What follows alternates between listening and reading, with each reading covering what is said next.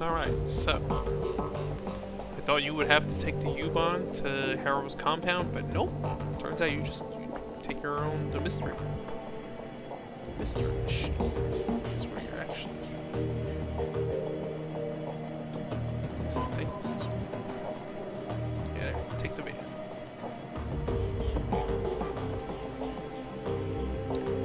Alright, it's just you and Glory, huh? Okay. I don't think you can switch up our inventory either.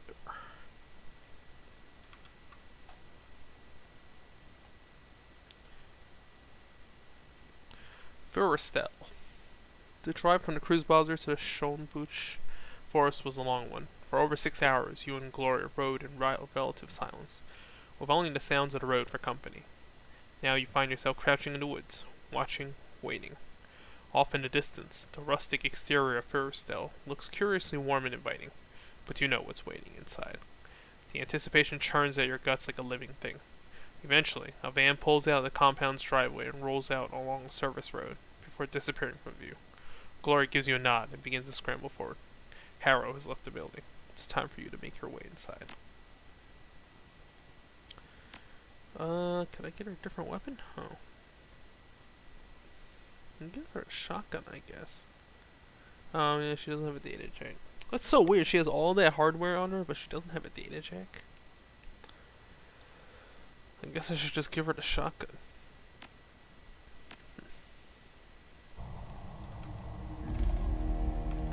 How much karma do I have left?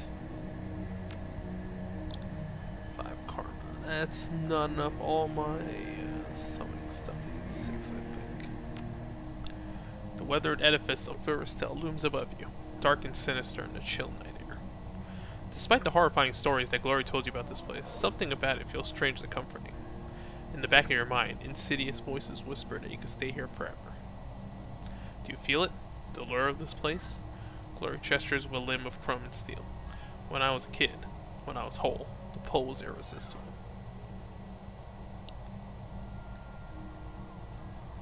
Yeah, I feel it, but that doesn't change what we have to do. No, it doesn't. She looks at you and her eyes are dark. When she speaks again, her voice is quiet but steady. You're going to see some terrible things in this place, Skirmer. First, they'll exist to prey on the young, and we're going to have to come face to face with that. Are you sure you're prepared for this? When you say the young, how young do you mean? I need to know what we're walking into. Teenagers mostly, 16 through 18. Though there is the rare exception. That's young enough to make me feel uneasy. Me too, but we're going to put an end to it, one way or another. So I'll ask again, are you ready for this? I need an honest answer. Don't worry about me, I'm solid. You want to compare notes? Make sure we're both on the same page? She nods. We saved the street kids and runaways that are living here. We take them away from this place before Harrow can turn them into monsters. We keep them from following my footsteps. Any suggestions how we should approach this? Harrow keeps a shrine in the compound. It's the key to his control over the cultists. We're going to purify the shrine and break that control. And then we're going to lead those kids out of here. Tell me more about this shrine. It's a lump of rock about as tall as I am, inscribed with runes and encrusted with bone. Its power comes from an entity the Harrow bound into the stone. Something very old and very dangerous. A toxic spirit. In many ways, it is the heart of this place. The voices that you can hear, whispering in the back of your mind, those are the spirit's voices. It saps the will of anyone who sets foot on these grounds. Can't save those kids until the shrine is dealt with. They'll fight us if we try. I'll hash out a few more details. So how do we purify the spirit? Some sort of ceremony or ritual? Something like that. It'll be easier just to show you. I've got everything we need right here. She pats the satchel that hangs from her shoulder. When the time comes, I'll conduct the ritual. But before I can do that, we're going to have to face the spirit on its own terms. And that's going to be dangerous, Skirmer. Why attempt to purify the spirit at all? Why not just kill it?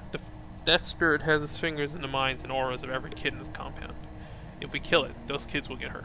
They might even get killed. We can't take that risk. But if we cleanse the adversary's corruption from it, it might withdraw from their minds willingly. And then we can get them out of here. Exactly.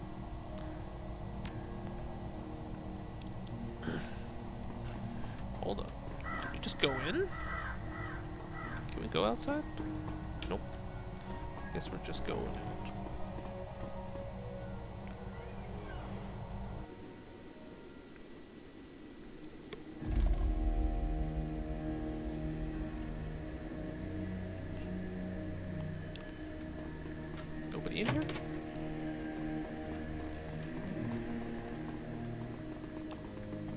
That's where it is, I'm assuming.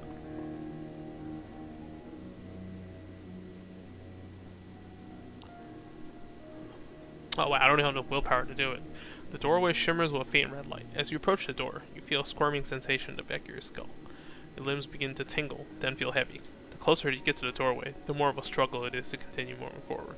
It feels as though the strength is being siphoned from your body. Damn. Oh, this is like freaking DMC door. Shadowrun is here, but this barrier wasn't here before. Harrow must have warded the doorway after I ran.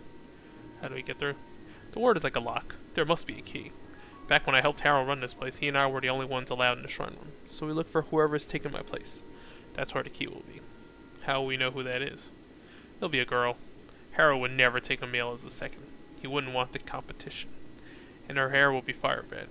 It's a sort of insignia of rank within the cult. Girl with red hair, got it.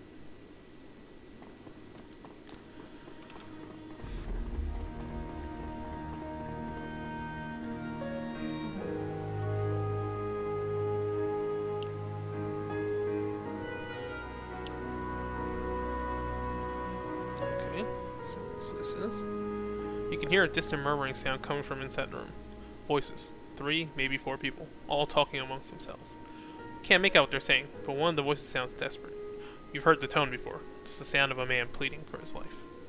We should keep moving. Whatever's going on in there, we don't get involved. Sounds like someone's in trouble in there. I don't doubt it, but we can't do anything about that right now. The cultists in there have been brainwashed by Harrow. Whatever they're doing, they aren't doing it of their own accord. But after we purify the shrine, then we can intervene. But if we go in there right now, they're going to attack us, and we're going to have to kill them. That's not what I came here to do. Huh, should I?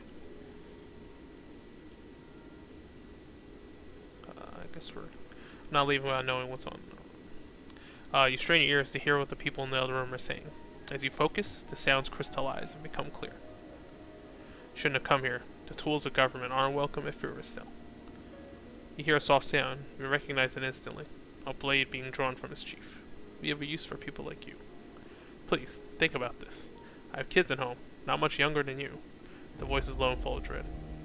I'm not here to represent any government. I'm not a threat to you. I was only doing my job. You're wearing a uniform. That makes you a tool, and a pawn, and our enemy. Harrow said so.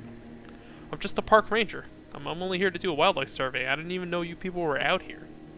Now you do. And if you leave this place, others will find out. You brought this on yourself. No, please. The voice dissolves into a long, piercing scream. Sorry, Lord. We can't let this happen. Going in. Why did they get first strike? Some BS.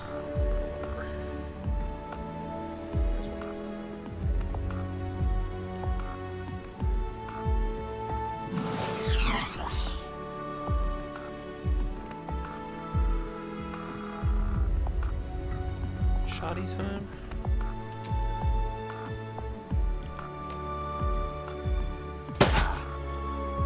Cover damage. Holy shit, that does a lot. Wow. Let's see.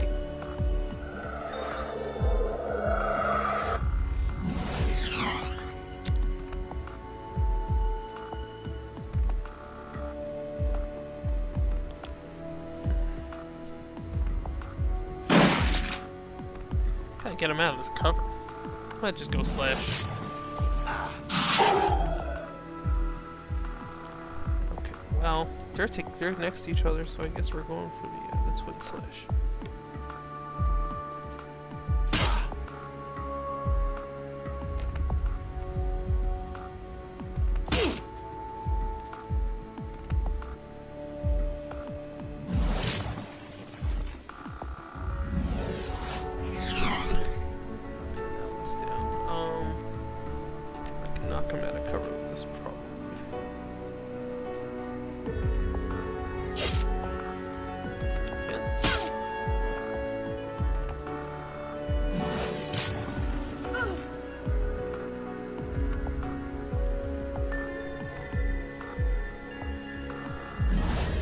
I feel like chances to hit are way too low in this game. It creates like lag basically.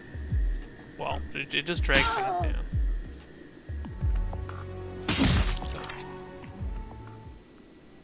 Alright, how is he?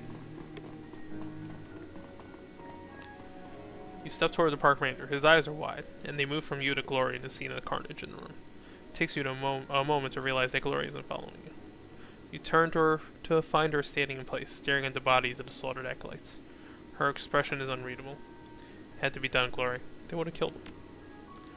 Back when I lived here, I would have too. She looks away. All that we've done is trade 2 innocent lives for one. You heard him, Glory. He has kids. I couldn't let them kill him. After a long pause, she nods. Yeah. The ranger staggers forward, then collapses to his knees. He's bleeding in a dozen places from long, shallow wounds. The blood pours from his body in sheets, pooling in a slick on the hardwood floor. I don't know who you are, but thank you.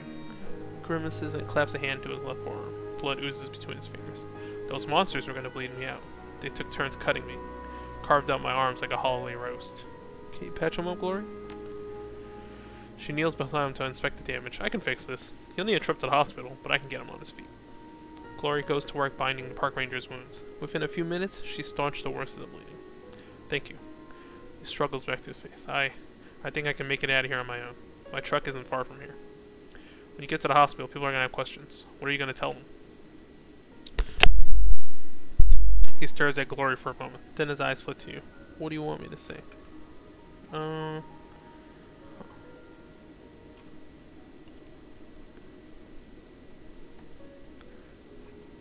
Get help. Wow. I want the world to know what's happening here. He nods, if that's what you want. He limps a few steps forward and then looks back at Glory. I owe you my life for all of it. I owe you both. Glory steals another glance at the dead cultist. She looks back up at the ranger and gives him a curt nod. When they took me, they confiscated my gear. I saw them stashing behind a vent in the garage before they dragged me in here. I don't need it. It only slowed me down. I'll take it. Thanks. Hey, see? We get some loot, too. What's this trade? Glory stares at the old Trivid player. When she speaks, her voice is flat. It's unbelievable how little things have changed. I remember stealing this for Harrow. The owner, well, he didn't need it anymore. I remember how proud Harrow was, how loved I felt. He was using you, just like he used everyone else. You said so yourself. Of course he was, but he couldn't have done it if I hadn't allowed myself to be used. She turns away from the old Trivid player and stalks past you. Let's keep moving.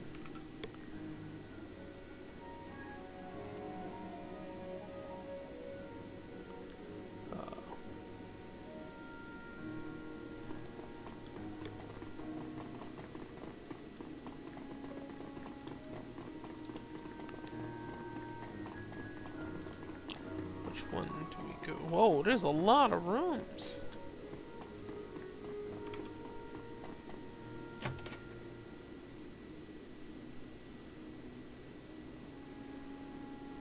What is this? Large book. An ostentatiously large tome sits cradled on this pedestal. The paper is robust and fibrous, and the binding has been expertly stitched. A steel plate running along the book's spine anchors it to the pedestal. Glory stares down at it, frowning.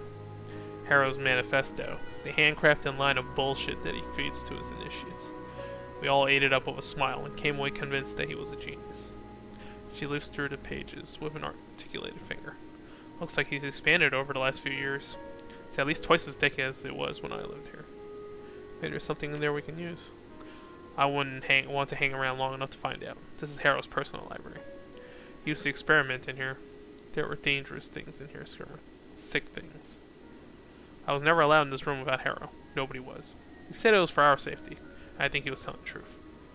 I feel uneasy being in here. I don't want to stay in longer than we have to.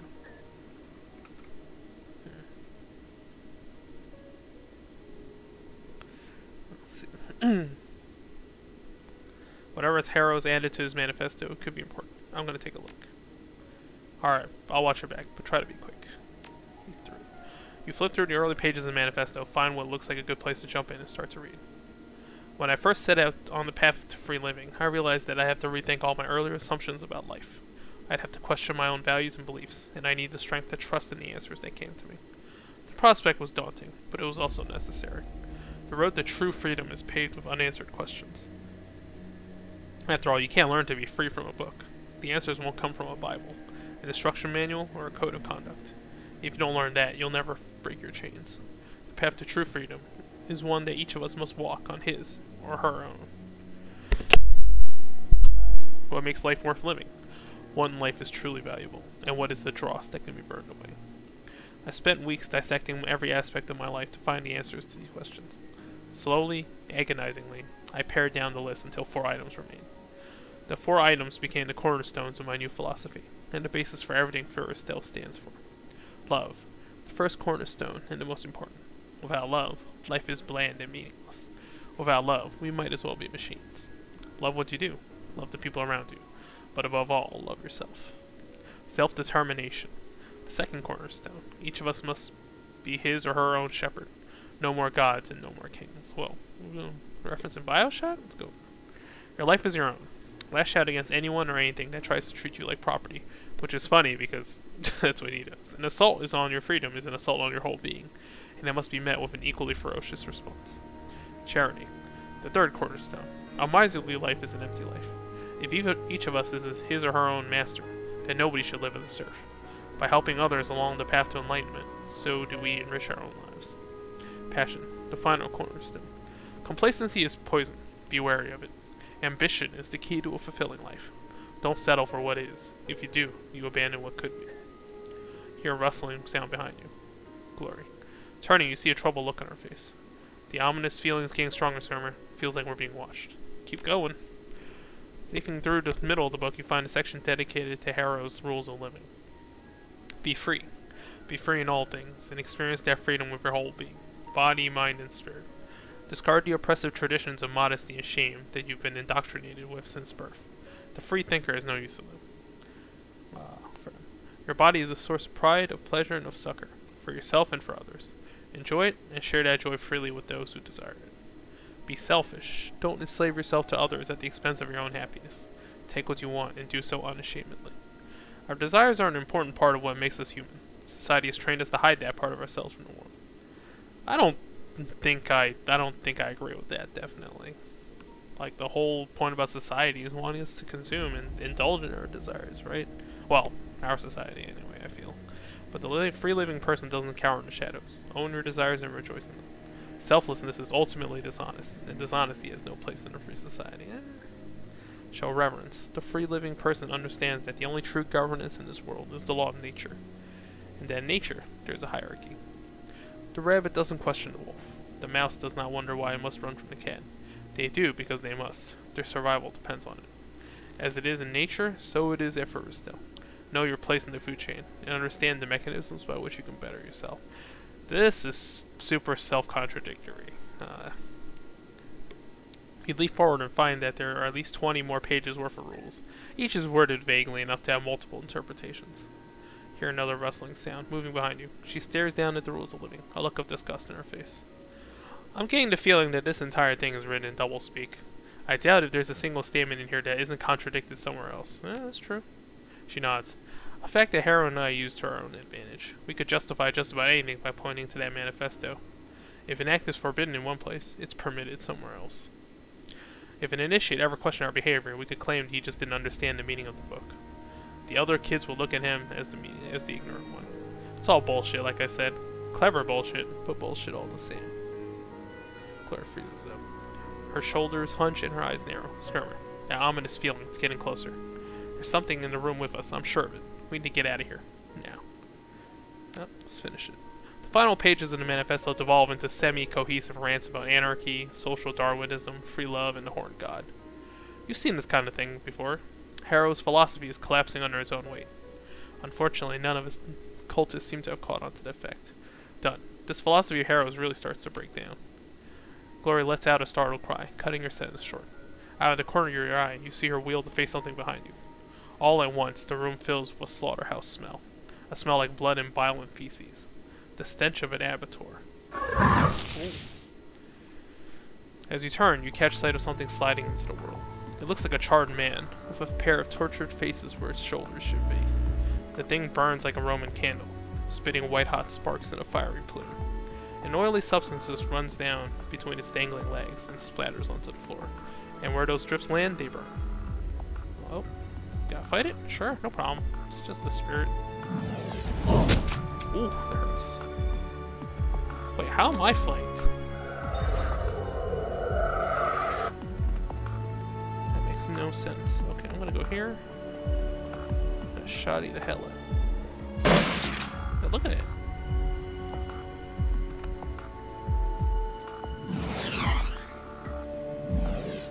Oh. Like now, probably.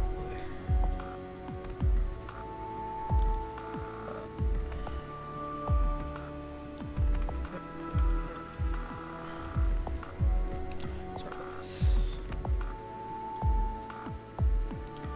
This really is a pretty little problem, isn't it? I guess if you just... He should have just left it simple as is, right? Because if you keep adding to it, eventually it just comes utter nonsense. And there's going to be separate people who break away. Interpret it differently. Maybe it's a New Testament, Old Testament kind of thing?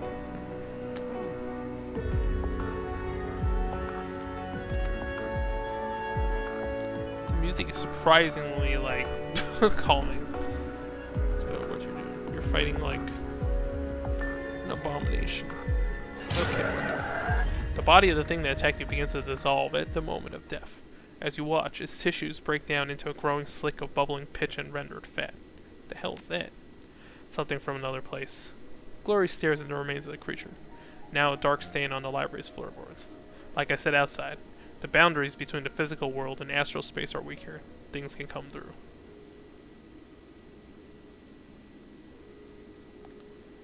I think we've gotten everything from the book that we're going to. Wow. Not yet. Gotta look at this terminal. Damn it. Why can't... No password? Gotta hack? That's so...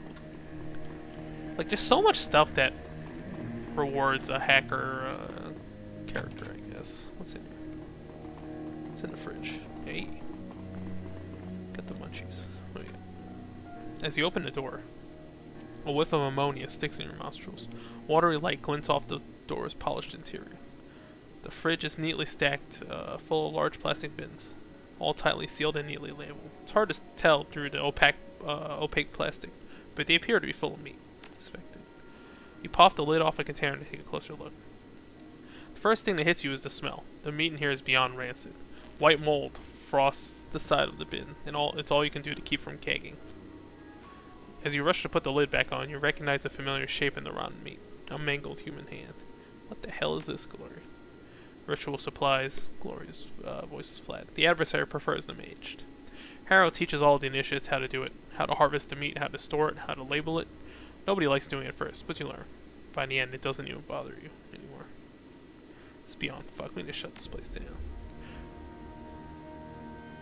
Rescuing the initiates will put a dent in Harrow's operation for a while. At least they'll be safe. She turns away from him. Come on, let's keep moving. That's pretty gross.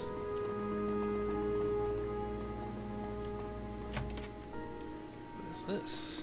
Take some medicine? Advanced med kit.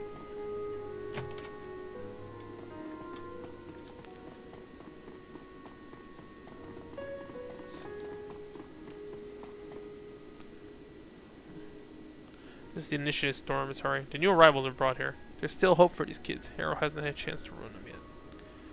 Oh, something happens. Wait, listen. Movement in the other room. You strain your ears to listen. Soft voices from inside the room come drifting out of a nearby vent. You hear a woman's voice. The sound is crisp and smooth and sweet, and instantly puts you at ease. Calm now, dear. It's probably nothing. No need to worry yourself. We're so far off the beaten track we don't get a lot of visitors. Out of the corner of your eye, you can see Glory's back stiffen. She flinches as though she's been stung. Oh, it's freaking...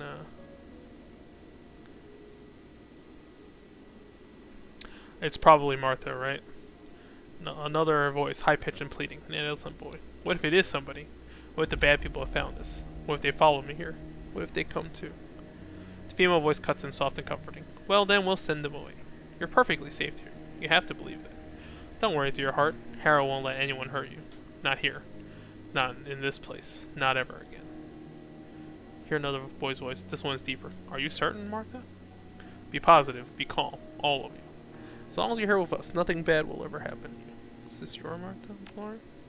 She gives a curt nod. Not mine. Harrow's. But she's the Martha from my story, yes. What do you want to do? Glory pauses, grits her teeth. Finally, she spits an answer. If she's still here, she'll be Harrow's #1. My old position. He had his way with all of us, but he was always sweet on Martha. That means she'll have the key to the shrine room. Maybe we can talk to her, convince her to give us the key. Maybe, but not here and not now. Those kids in there, they'd all die for her. They already love her. That's what she does. Can't risk confronting her in that room. If the situation turns ugly, any one of those kids will happily eat a bullet for her. That's not what I came here to do. You're right. We came here to save those kids, not get them killed. We'll wait until Martha leaves and follows her. Hush now, boys, and get some rest. You got a big day tomorrow. The biggest day of your lives. You get to meet Harrow. I promise you, after you speak with him, you'll see the whole world in a different way. A better way.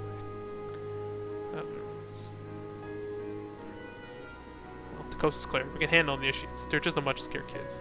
Without Martha there to egg them, they won't try anything. That's not quite yet. Maybe I should save. Oh. Oh, is this his event? This is the... I remember cruising the back alleys of Tübingen, looking for kids in need of help. The bait girls, Martha, and the others like her, would offer them money, or food, or drugs, or sex. Whatever it took to get them into the van. And once they piled in, Harrow and I would be waiting to greet them. I remember so many nights like that. She frowns. I remember how much I used to enjoy it. Coming back here shows integrity, Glory. Most runners that I know wouldn't have done what you're doing tonight. Left to my own devices, I probably wouldn't have. You pushed me to do this, to find some semblance of redemption. I owe you for that. Don't thank me until we're safely back in the cruise bazaar. We still don't know how this is going to turn. Alright, it's in the vent, right? That's where the guy's gear is.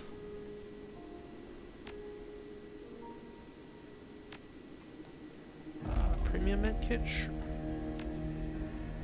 Holy shit, he does have a lot of goodies.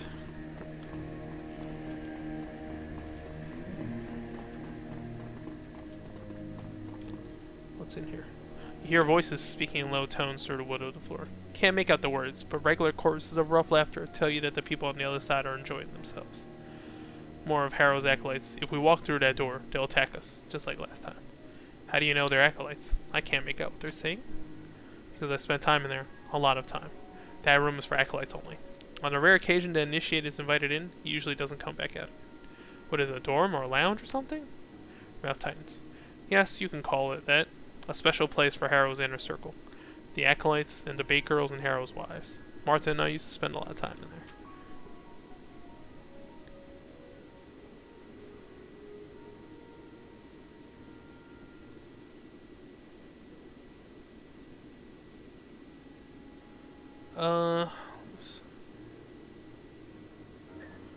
I guess we're going in. 3 of them? It's not that bad. It's just annoying they get to move first. Well, I guess he missed. Getting that ley line.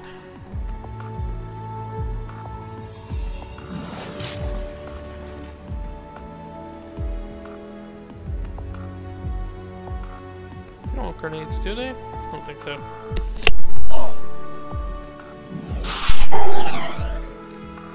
Are they all mages? Maybe all the acolytes have like magical talents.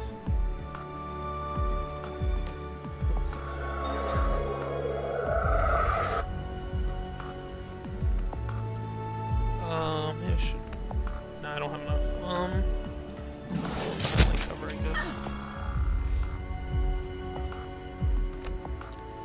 Berserker Barrage. Shotgun. Claw has a better chance to hit than shoddy.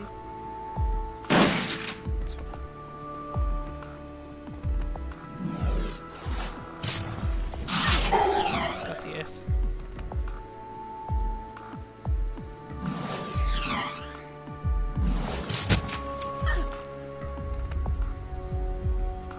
Nice slash. Ah. 85% chance to miss.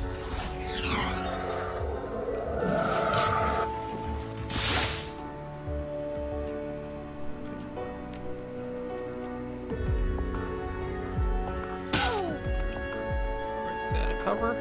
It's pointless. slash.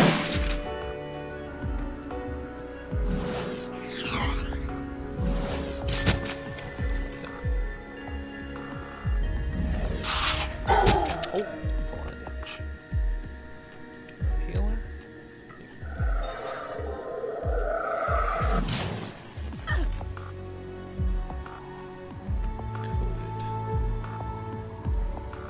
Yeah, go for the slash.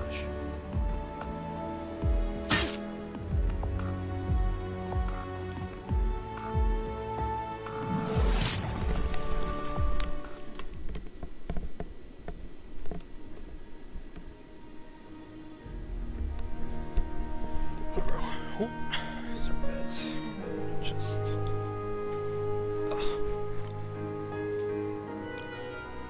that.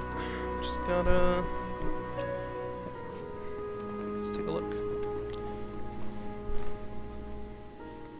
A dirty and torn shirt lies discarded on the ground. The fabric is splattered with blood. Glory stares down at it, unblinking. An initiate must have worn that in here. It's way too small for an acolyte. Her voice is soft and sad. Maybe he did something to offend Harrow, or maybe a member of the inner circle was in the mood for sport. Doesn't matter either way. She looks away. The owner of this shirt doesn't need it anymore.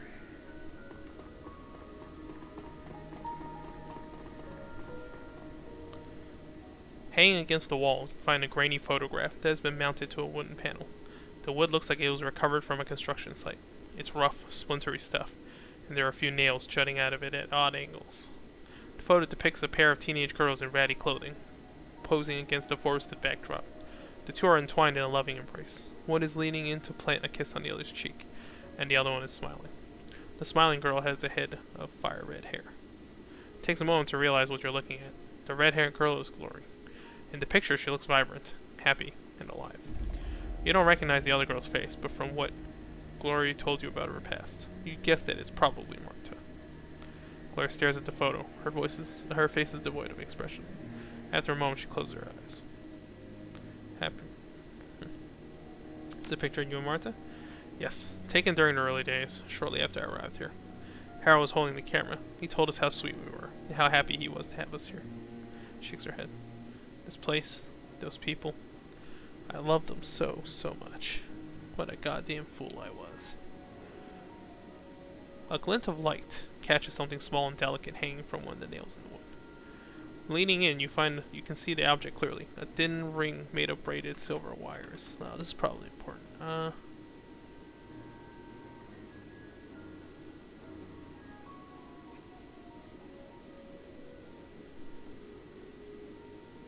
Pocket the ring. As you reach for the ring, Gloria puts a hand on your arm. Wait, that ring, it's mine. Voice goes quiet. Marta gave it to me on the day that this photo was taken. She said that she made it for me. I left it behind when I left this place behind. Maybe Marta still has feelings for you. Stranger things have happened. She stares at you. Haven't you been paying attention? Marta never cared about me. She was bait. It was her job to lure me here. Me and 100 other kids like me. The ring doesn't mean anything. Then why does she keep it? I don't know. She stares at the ring for a long moment and then snatches it from the picture frame.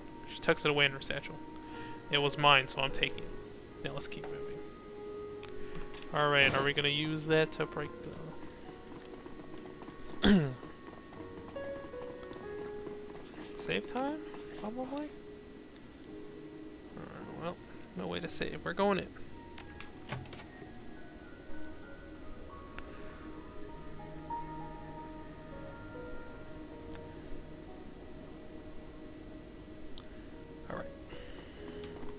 Save? Here we go. The initiate closest to the door whips his head up to look at you. Takes a stutter step backward in alarm, then opens his mouth to cry for help. You don't want to do that. Glory looks deep into the initiate's eyes, transfixing him. We're not here to hurt you. We're friends of Harrow's. Don't bother calling Marta out here. We're just going in there to have a word with her. The initiate eyes you nervously. Her gaze flits to Glory, then falls to her cyber limbs. Yeah. Okay. Takes a step back, you do that.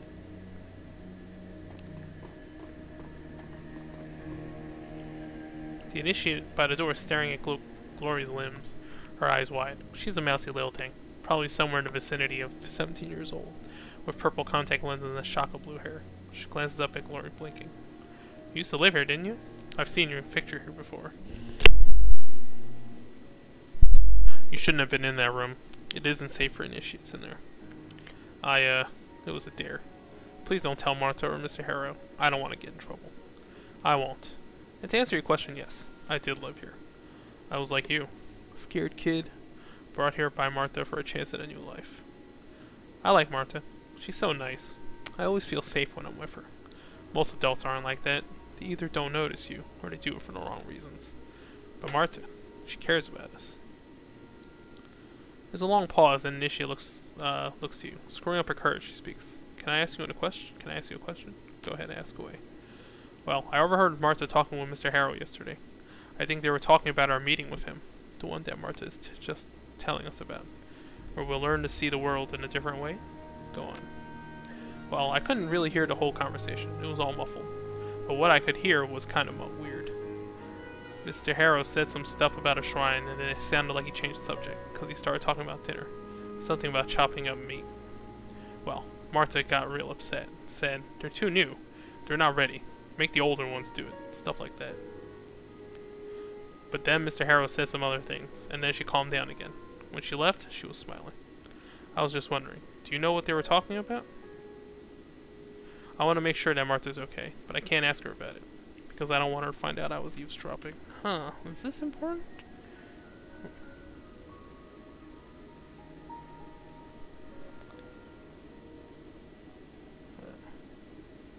Sorry, I'm new here. Should I, like Glory told them? Do you have any ideas? Could be any number of things. She turns to face the initiate. Her voice is gentle. I wouldn't worry about it, sweetie. We'll make sure that Martha's okay. Alright, but don't tell her that I told you, please? Don't worry, we won't. The girl smiles sheepishly and steps back. As you pass on by her, on your way to the door, Glory shoots you a sidelong glance. I don't know for certain what Harrow has planned for those kids, but I do know one thing. Whatever it is, we aren't going to let it happen. Agreed. Alright. Should I save? Can I save? Yes, I can. Let's do this.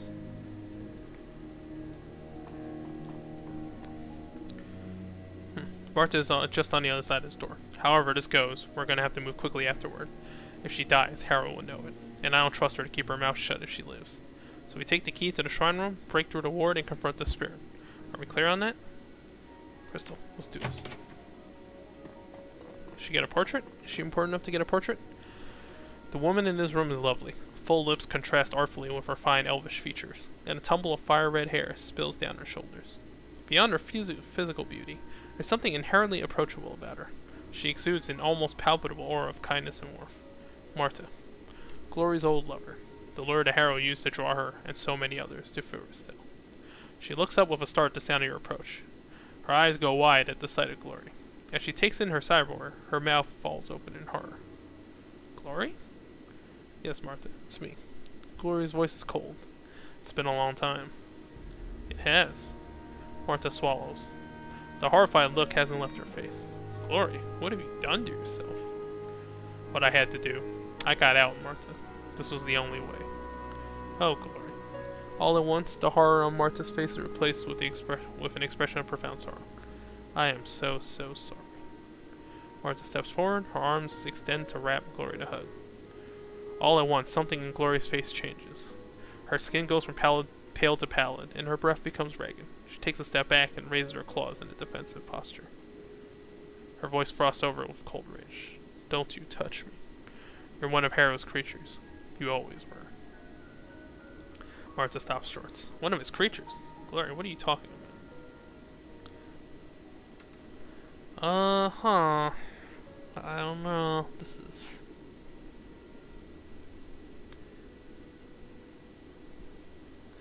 Keep your cool, Glory. This isn't like you. Look at me, Skirmer. Take a good long look. I was forced to sacrifice my own body in order to escape from this place. To hack away what made me human. And she's the one who brought me. Maybe so, but at the end of the day, it was your decision to come here. No one held a gun to your head. She grinds her teeth but says nothing. You're right, of course. She nods. Of course, it was my choice. But that doesn't change what she did to me. She is, or she did to me. If she hadn't found me, hadn't baited me here, none of this would have happened. None of what? I haven't done anything. If you just left me where you found me, I never would have hurt anybody. My mother would still be alive. I never would have sold my soul to that abomination that you all worship. And I wouldn't have had to sacrifice my own body to escape it. This place took everything from me. And it all started with you. She looks genuinely hurt. Harrow and I rescued from a life on the street. A beautiful girl, homeless, penniless, living in a gutter. I pulled you away from all that. I saved you. There was a long pause. Glory stares into Martha's eyes, her expression unreadable. I don't feel much anymore, Martha. Most of the time I'm completely numb. But for you, I can make an exception. I hate you. Sorry you feel that way, Glory. For my part, I still live. The razors flick out of Glory's fingertips. Her lips curl into a snarl. Another lie. The last one you'll ever tell.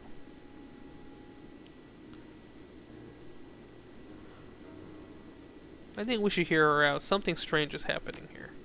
She nods eagerly, her eyes fixed on Glory's razor. I'll prove it to you. Ask me anything you want. I'll show you that I'm telling the truth. I never wanted anything bad to happen to you, Glory. Not ever. She wheels to face you. Why are you listening to her? She's just telling you what you want to hear. That's her whole purpose here. Remember? She's bait. Why should we listen to anything she has to say?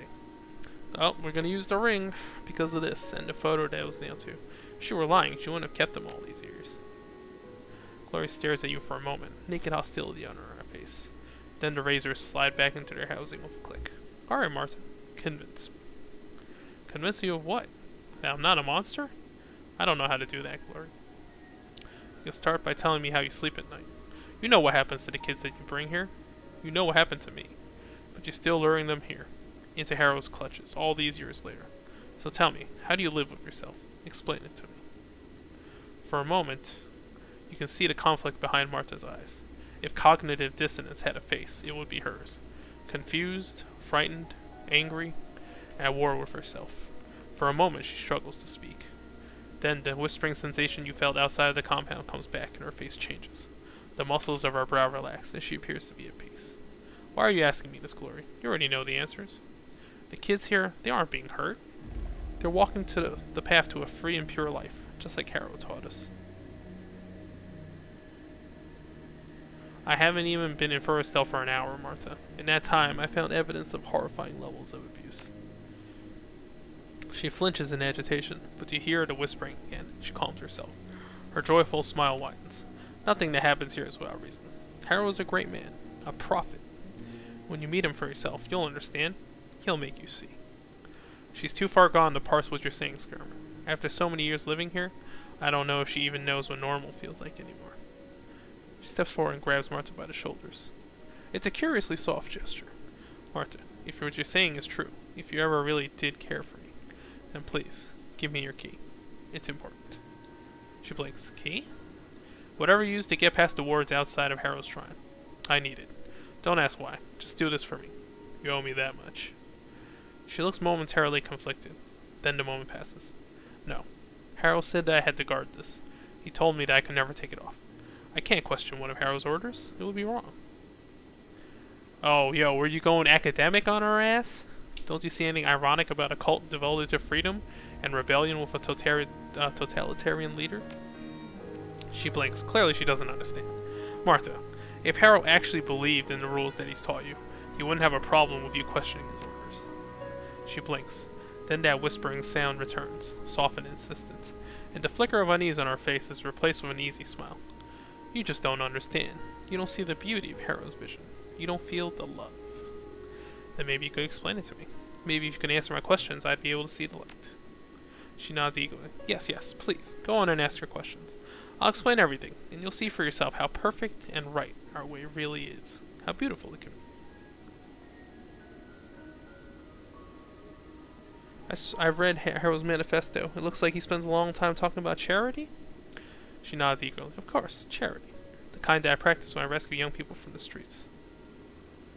But then, in his rules of living, he says that all free thinkers are supposed to be selfish. Well, yes, but... And after that, he says that only the strong deserve to prosper. So, which is it? Yo, we're using the law. Yo. It's time to Yo, we're debating now? The power of debate, man. The confusion washes over her face again. She begins blinking agitatedly and fidgeting. You know, when you write too much, man, it starts contradicting itself. Then the unseen force clamps down again, and she seems to calm. You just don't understand the beauty behind this message, the truth behind it all. Do I go through all the dialogue? Huh.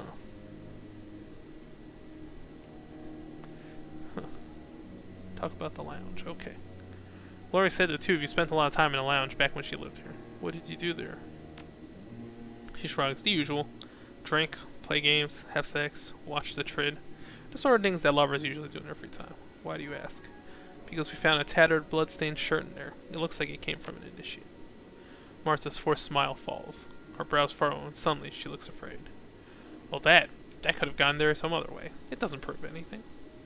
You know the kinds of things that happen in that room, Martha. You've heard the stories. We both did. Shakes her head. I've never seen it myself. Not myself. The stories are just stories. Silly rumors. They have to be, don't they?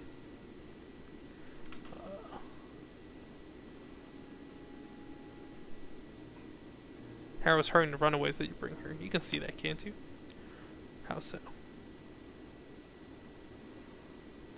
When Glory lived here, he had her kill a man for his Tri-Bit player. How can that be right? Martha's forced smile falls. Her brows furrow, and suddenly she looks afraid. That was a long time ago. And that man? Harrow said that he had to die, but I don't remember why. There was no reason, Martha. None of that matters. None that matters. I should know. I'm the one who killed him. She remained silent for a time before replying. Say whatever else you wanted to say. Give us the amulet, Martha. It's the right thing to do. You feel the whispering again. Martha shakes her head to clear away the fog. You're right. Something strange is going on here. Things don't add up. I don't know why I'd never seen it before. What is wrong with me? It's not you. It's this place. It gets to your head. It took a lot more than this to wake me up to it. So you give us the amulet? No.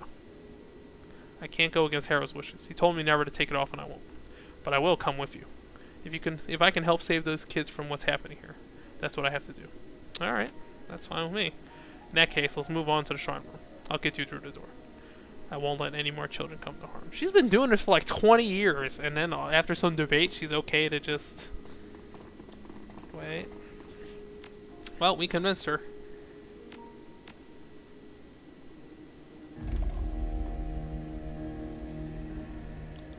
These friends of yours? Yes, dear heart, they are. We all need to have a word with Harrow now. You go to bed. You have a big day tomorrow. Alright. Let's go. Oh, some big battle against Harrow incoming.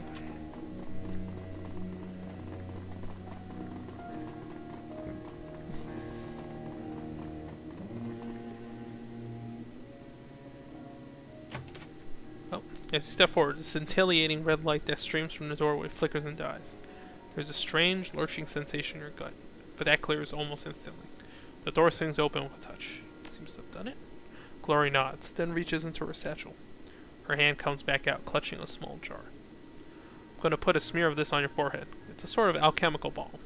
Her voice goes quiet. Harrow taught me how to make it. She unscrews the cap from the jar, revealing a pale white ointment. The surface glitters strangely in the dim light.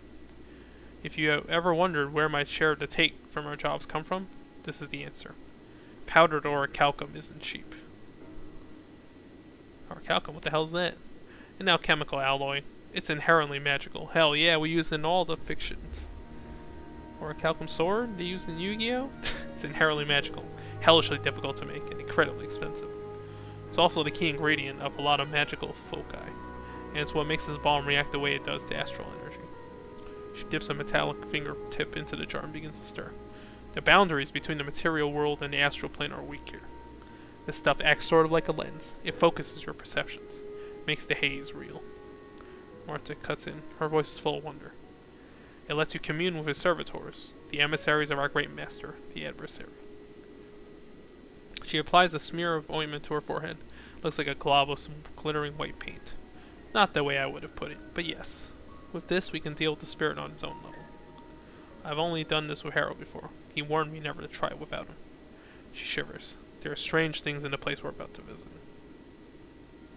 I'm sure I've gone up against it strong. Stranger. She dips her finger back into the balm and traces it across down your forehead. The ointment feels cool and oily on your skin. I'm not. But in the end, it doesn't matter so much. We'll push through to the shrine spirit no matter what. She fishes in her bag a second time, pulls out a pair of silver necklaces. A rune-inscribed pendant dangles from each. This will protect your astral self from spiritual possession. Don't take it off while we're dealing with the shrine, whatever you do. Got it. What about Marta? She touches a finger to the amulet that hangs around her neck. I'll be fine. This will work just as well. Glory puts on her own pendant. The necklace glitters slightly against her pale skin. I don't know what's going to happen when we step into that room, Skirmer. We're playing with forces outside of our control.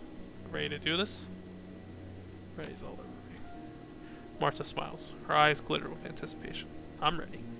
Let's go then. Once we purify the spirit, we can see about rescuing those kids. Harrow will get away, but we can worry about that later. That's the plan. Let's do it.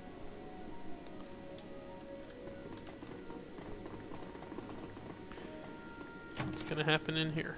Okay, this is the shrine, right? As you approach the shrine, a chorus of high, sibilant voices fill the air. The sound is light and airy, but something about it fills you with a bone-deep dread. Welcome home, Glory. Glory's eyes go wide. She opens her mouth to speak, but no sound escapes her. Glory, what? Something slams into you, a wave of intangible force that turns your consciousness inside out and sends shockwaves reverberating through your mind. The world lurches, and everything goes black. Get knocked out? Slowly, you begin to stir. Murky, flickering impressions invade the oily stillness of your unconscious mind. The sensations come in waves, washing up over you and jerking you back towards consciousness. You smell acrid smoke and burning meat. The roar of distant flames whispers in your ears. When your eyes flutter open, a dull red glare fills your vision. As you attempt to struggle to your feet, you become dimly aware that the gravity here feels wrong. Everything is heavier than it should be. Slowly, the waves grow still and your senses calm. You find yourself staring into an infinite horizon. The blasted ruins of Feuerstelle stretch out in all directions, as far as the eye can see. Is this astral space? No. Warily, she surveys your surroundings. We're someplace else. You're gonna have to be more specific. I don't have any answers for you, but there's one thing I'm sure of. Whatever this place is, the adversary holds sway here. Marta stares into the abyss, her mouth agape. This isn't right. This place. It doesn't normally look like this. When I came here with Harrow, it was all green fields and marble halls. Her voice goes quiet. It was so beautiful last time. It was a lie, Marta. What we're seeing now, this is the truth. Your truth, maybe. Her voice goes quiet. What I saw was real. I think you're both right in a way. I think when Martha traveled here, she saw her interpretation of the adversary's domain. Now we're seeing Glory's. That's an interesting observation. What makes you say that? Why does it matter? I suppose that it doesn't. She grimaces as a sudden wave of heat washes over her. Come on, you two. The spirit will be around here, somewhere. Marta nods eagerly. You're right. I've seen it. In the heart of this place. That's where we'll find it. It's a burning room.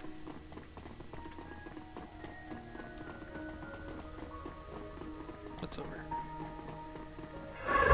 Ooh. Monsters? Yep, it's time to fight. Make sure Marta doesn't die. Wow, just eat 10 damage right off the bat?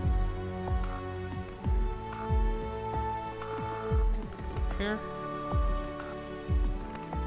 I guess everyone should just take cover first. Oh, she's like the weakest one. Shit, this could be a problem. Oh, are we gonna melee her?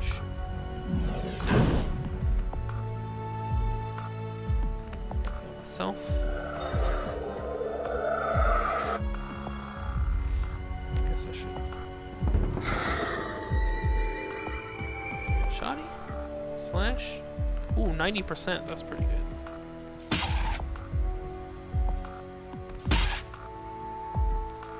Oh, she's a mage. Okay. That's gone. Holy shit, 20 damage? Alright, well.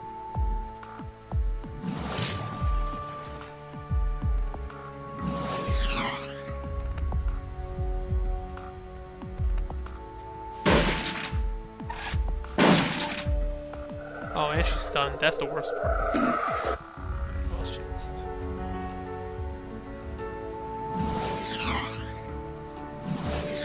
Oh, goddamn.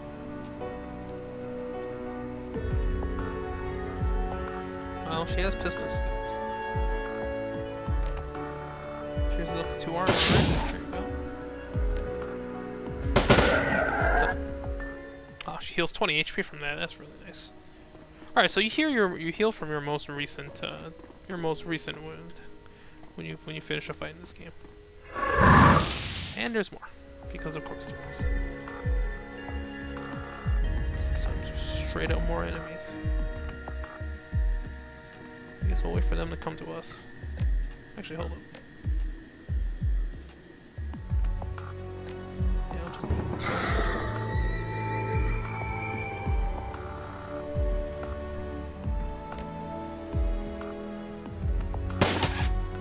Damn, that's a nice shot.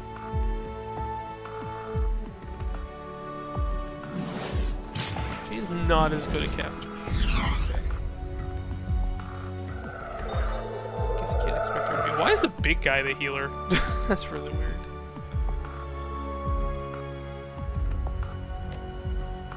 Oh, so you can't. Oh, that lightning barrier is not nearly as good as I thought. Oh no, it's 5. Okay. You can prevent them from crossing.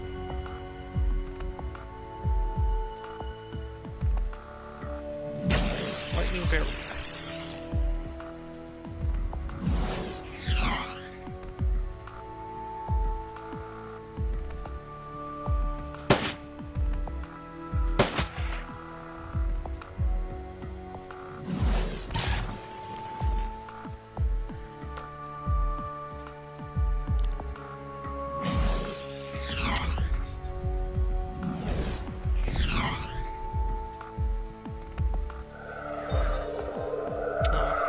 Heal every time.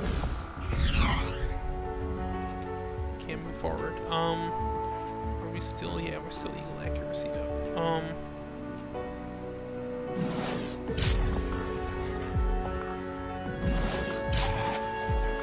This music is so.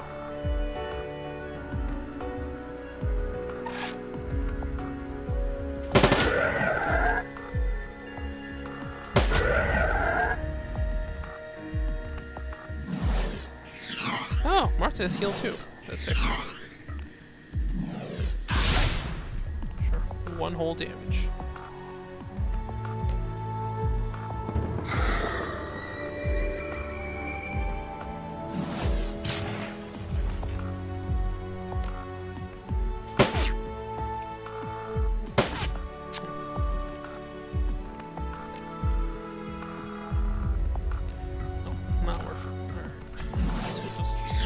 The chucking things long range at each other game. I have more HP than he does, so I'm fine. Marta can heal herself too, which is nice.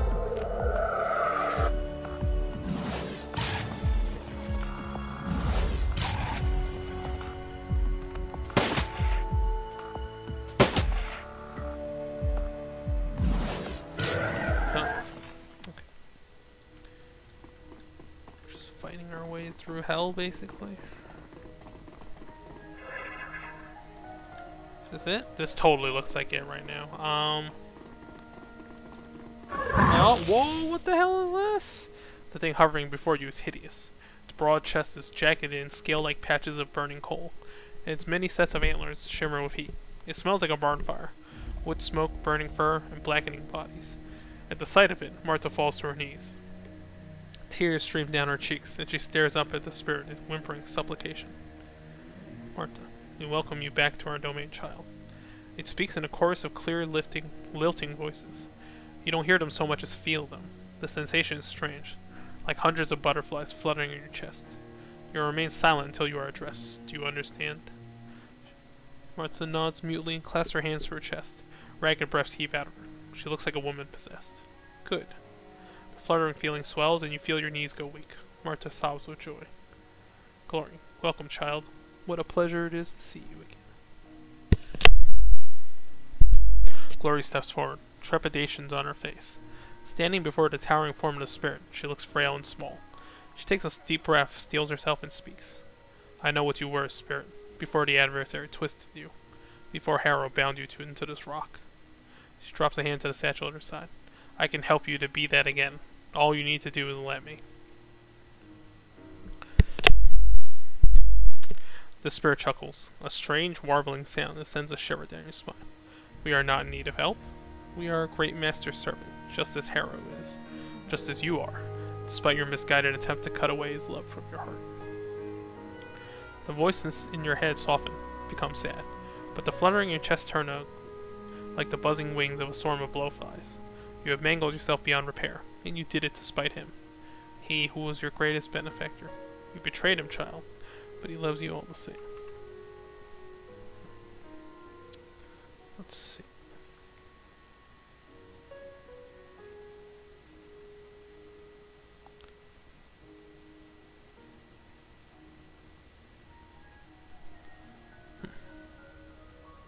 Don't listen to this thing, Glory. Slowly, terribly, the spirit begins to turn. You can hear the crack and pop of splintering vertebrae as its enormous head shifts on its shoulders. It fixes its cavernous gaze on you. Your friend, this outsider, speaks out of turn, but we take no offense. His words are like the babble of a newborn babe. He is ignorant of the truth. The spirit inclines his head towards you. If the noise continues, we will teach him, and the babble will cease. Gloria shoots you a sidelong glance. She mouths out a word. Don't. I have a message for you from our great master. He has a gift for you. A peace offering. One that he offers freely. A sign of his continued affection for you. He knows that you desire his servant's destruction. As a symbol of his love, he will grant you the power to bring an end to Harrow. He knows that you wish to free the children of Feuerstelle. As a sign of his compassion, he will help you set them free. You can have everything you want, child. All of this and more. This is obviously a trick. Don't listen to it. The spirit keeps his attention fixed on Glory. He clasps his hands and leans forward, bowing his head. All that he requires of you is a show of good faith. Remove the protective ward from your neck, and his gift is yours for the taking. Yours forevermore. I don't think so, Spirit. We're here to rescue the children of Feuerstelle. That's what we're going to do. That's right. She dips a hand into her satchel and produces a ceremonial dagger. The blade shimmers eerily in the light. And after we purified you, you're going to help us do it. Spirit cackles. Very well, child. If pain is what you seek, we will bring it to you. Beneath its leathery skin, the thing's bones begin to shift, straining against the ligaments and tendons that bind them.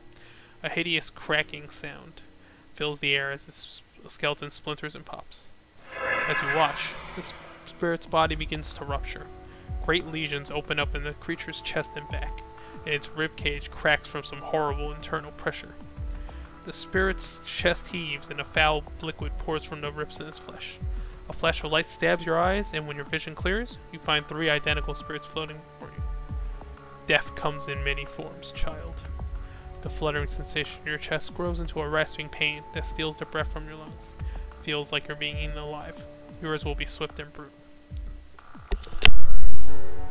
We actually have to destroy the spirits, or can we attack the heart?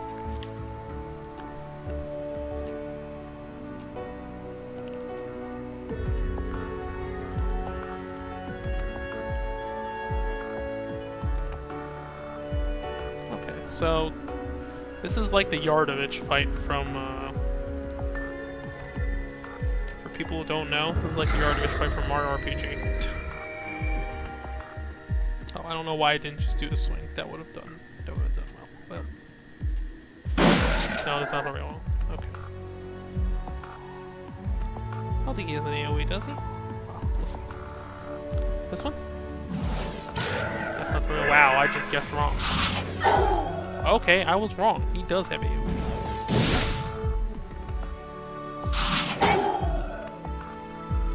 You get a free turn? A figure materializes out of shadows. The form is wispy and insubstantial. A projection of a man, distorted by distance. His silhouette ripples like a flag in the wind. Through the haze, you can see his face. He is more beautiful than handsome, with sculpted features and a naturally youthful complexion. His expression is sad. Harrow. Glory. The voice is deep but faint, and marred by echoes. It sounds as if he's shouting from the far end of a long tunnel. Shouldn't have come here. I was content to let you live out your life in peace. I've come to put an end to this place, Harrow. This place and your pathetic, sickening cult. And you, Marta? Turns his head to stare at her, a sad smile on his face. I've given you everything. Will you repay my love with betrayal? As she tries to respond, her voice catches in her throat. I'm of glory, Harrow. I would never hurt you, but this has to end tonight. The projection of Harrow sighs. Betrayal it is, then. Very well. The air all around him begins to pulse with scintillating bursts of color. His rippling, transparent form glows with heat from within. You've brought this upon yourselves. Yeah, problem. I only have...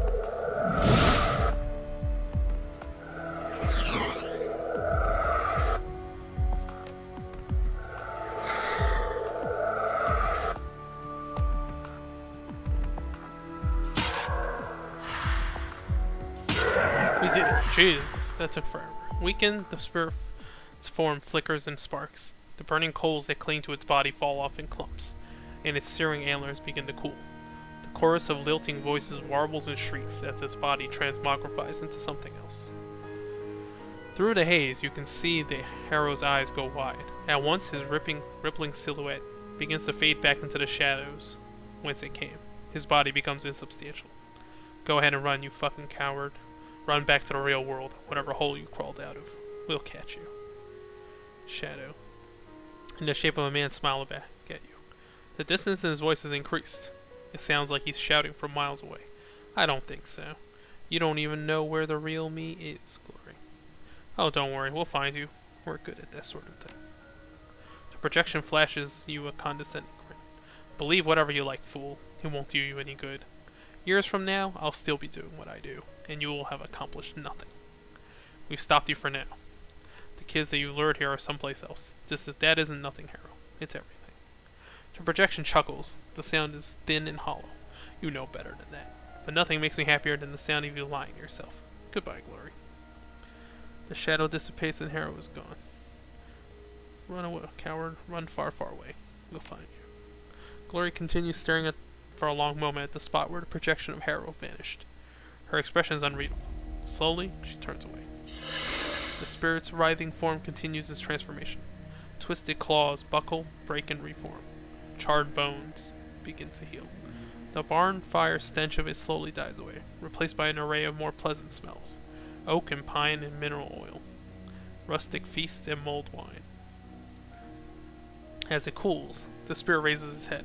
Its body is as shaky as a newborn fowl's. What has happened to us? What have we done?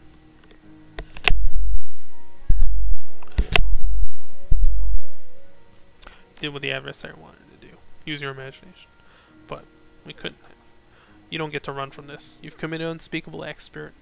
Loathsome, unforgivable crimes. You have corrupted children. Turned them into killers. You've been a party to violence, torture, and the desecration of corpses. You've created monsters. The spirit cringes, shaking its great head from side to side. It doesn't speak, but a low rumbling sound emanates from somewhere deep in its chest. Unpleasant to think about, isn't it? But you have to, spirit. You can't run from what you've done. Your actions are a part of you, whether you like it or not. The rumbling sound turns into a tormented howl. The noise conjures images of mourning mothers and caged animals, screeching orphans and dying men. It is a sound of pure, unmitigated despair. Gloria takes a step towards the giant creature. Listen to me, spirit. I need your help. We're here to rescue the cultists of Feuerstelle, the street kids whose minds you touched. We're getting them out of here, and before the adversary can do to them what it did to you. The spirit stares at Gloria for a long moment. Finally, it dips its head in a nod. Yes, we will help you. I'll be damned. Something's gone right for a change. The spirit bows his head. We have withdrawn ourselves from the minds of the people here. They are themselves again. Thank you. We'll take our leave of you now. The heart of Feuerstelle's head jerks up in alarm. Wait. We wish to do more. We have much to atone for, as you said. Go ahead. We won't stop you. No, but the stone will. We are still bound to this shrine, anchored here. We can do nothing without your help. Tell us what you need to do. We need an appropriate vessel to carry us out of the rock. Something touched by magic, but more dead than alive. Tips his head. Do you have anything that can help us? Gingerly, she reaches up and wraps a hand around the protective ward that hangs around her neck. Yes, I think I do. Oh, hold up. Is this... should we? Okay. Say nothing. With a single motion, she snaps the chain. The pendant falls to the floor. The heart of Feuerstelle lowers its eyeless head, then traces an elaborate gesture into the air. A warm glow envelops it, and a similar glow spills from Glory. There's a bright flash, and the spirit is gone. Are you okay? Slowly she rises. She looks you in the eye, a quizzical expression on her face. I can feel it. The spirit. It's bound to me now. What does that mean for us? Can the spirit help us, like it said? See for yourself. She raises an arm, and you feel a burst of warmth and comfort in your chest. It wants to help people, to heal them. It wants redemption, just like I do. Together, maybe we'll fight. Behind your eyes, your vision starts to twist. It feels as though you're being turned inside out. Time to go. With the spirit's link to the adversary severed, this entire reality is falling apart. See you in the real world.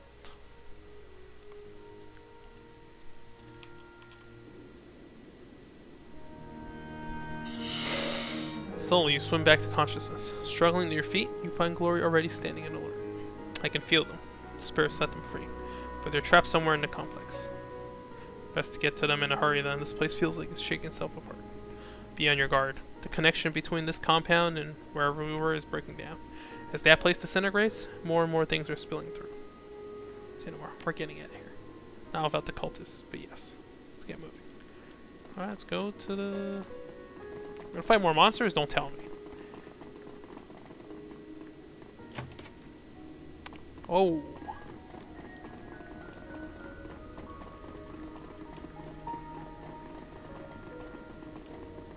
Wait, can we go around? Hold on. Oh no, that place blocks it. Alright.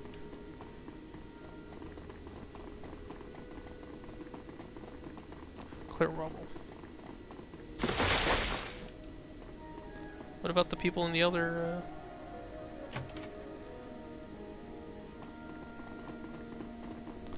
As you kick the door open and stumble forward into the room, you find yourself surrounded by a sea of teenage faces. Initiates, all huddled together and trembling. With the spirit's influence clear from their minds, they look frightened and lost, like kids who have had their security blankets torn away. Glory steps forward. When she speaks, her voice is gentle. Come on, all of you. We're getting you to safety, someplace far from here. A scrawny teenager in a ratty coat stares at Glory's chrome, his mouth hanging in slack. His voice cracks when he speaks. What happened to you? Your arms. Something that you'll never need to worry about. Come on, let's get the hell out of here. Martha cradles her head in her hands. Yeah, let's. That's it. What the hell happens to Martha then? You thread your way through the trees of the Schomburg forest, tracing your way back to the thicket where you and your Glory hid the van. The inferno that consumed Feuerstelle is spreading, and the conflagration casts the forest around you in a sinister orange light. The heat at your back is intense, unbearable. Far ahead, Glory blazes a trail for you to follow, shredding the foliage in her path. Martha shepherds the shell-shocked initiates along behind you, doing what she can to keep them calm and moving. The fire is moving fast, but you're faster.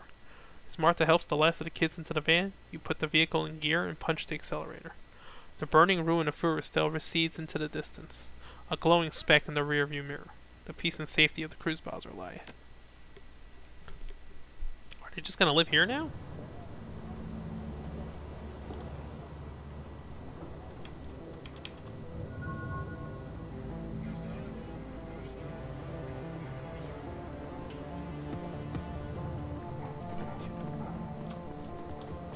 Let's go talk to Glory. Oh, let me down here.